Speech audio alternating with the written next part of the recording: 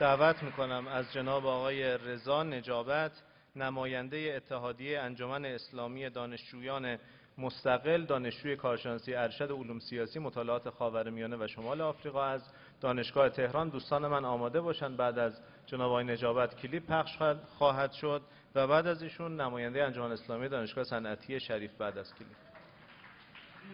بسم الله الرحمن الرحیم. با عرض سلام جناب آقای روحانی، نیک مستحضرید که پس از 800 روز تنها 4 دقیقه فرصت یافته ایم تا با شما به عنوان رئیس قوه مجریه صحبت کنیم. لکن از آنجایی که در همه این 2 سال تریبون‌های یک طرفه طرفداران شما برای تشکر و تمجید سیاست‌های شما به راه بوده است و خواهد بود، بنده به نمایندگی از اتحادیه مدفوع انتقاداتی فارغ از فضای تعارف عرض می‌نمایم. همچنین از همین تریبون از تمامی زحمات شما و کابینه تشکر می‌کنم.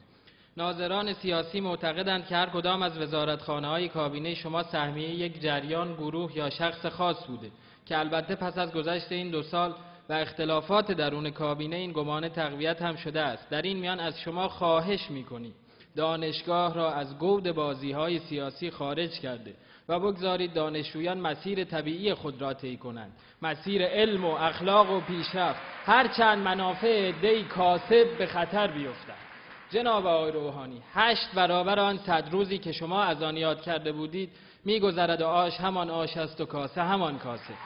در اقتصاد با ابداع واژه‌های طنزگونه چون تورم صفر، عبور از رکود و رفتارهای رابین هودی چون توزیع سبد کالا و تخصیص وام 25 میلیونی، آن هم نه به نفع معیشت مردم بلکه برای خالی کردن انبارهای خودرو، نشان دادید برنامه‌ای برای اقتصاد نداشتید. چنانچه اتحادیه انجمن‌های اسلامی دانشجویان مستقل در جلسه پیش از انتخابات 24 خرداد با شما این برنامه‌گی را یادآور شده بود.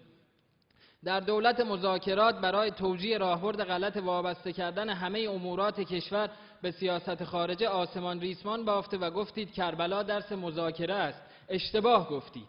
در روزهای توهین به نبی مکرم اسلام وزیر خارجه کشور هتاک را در آغوش گرفتید. اشتباه کردید. نباید همه چیز را به سیاست خارجه گره می‌زدید. در همه روزهای پیاده روی و دست دادن و امثالهم 333 روز سفیر جمهوری اسلامی پشت درهای سازمان ملل ماند. حضور دارن اینجا. نفت به استناد نامه 4 وزیرتان با کاهش 60% قیمت مواجه شد. سفره مردم کوچکتر شد. در همه این روزهای مذاکرات از حاکم جزیره بحرین تا وزیر گستاخ سعودی، از اردوغان تا رئیس جمهور کشور 800,000 نفری جیبوتی یکی یکی به ملت ایران توهین کردند. فاجعه فرودگاه جده و حوادث منا رخ داد. کمتر کسی اگر به واسطه تبلیغات 2 ساله به راهبرد مذاکرات خوشبین بود، بعد از فاجعه منا دریافت که متاسفانه رویکرد حضرت عالی در سیاست خارجی هیچ بخشی از منافع ملی ما را تأمین نکرد. با این حال هنوز از این سیاست اشتباه باز نگشتید. چنانچه چند روز بعد از حادثه تلخ منا وزیر خارجه ما از تحکیم مودت با آل سعود سخن گفت. جناب حجت الاسلام روحانی، از آنجایی که دولت شما فاقد گفتمان سیاسی و اجتماعی است، به نظر می‌رسد برای جبران این خلأ آینده سیاسی خیش را به کسانی گره زده اید که سابقه خود را در بزنگاه‌ها نشان دادند و هیچگاه دلسوز شما نبوده و شما را معاون اول کابینه آقای هاشمی رفسنجانی می‌دانند.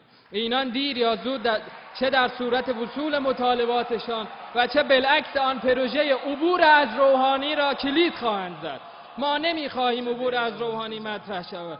ما رئیس جمهوری می‌خواهیم مستقل که بر اساس آنچه شعار داده عمل کند. اگر مدعی دروغ آمارسازی در دوره‌های قبل است، خود آمارسازی نکند و دروغ نگوید.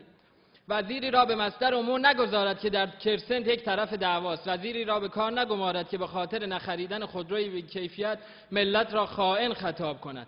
ما رئیس جمهوری می‌خواهیم که در مقابل نقد خضوع کند و منتقدان را بزدل و بی‌شناسنامه خطاب نکند. آقای روحانی، شما به رفتارهای از رئیس جمهور قبلی منتقد و معترض بوده اید و رأی خود را بدان استوار کرده اید که امروز خود فاعل بسیاری از آنان هستید. شاید اگر اکنون در فضای سیاسی کشور چرخی بزنیم، حضرت عالی احمدی نژادی ترین فرد در سپهر سیاسی کشور باشد. و السلام. تشکر میکنم جناب آقای نجابت، نماینده انجمن اسلامی دانشجویان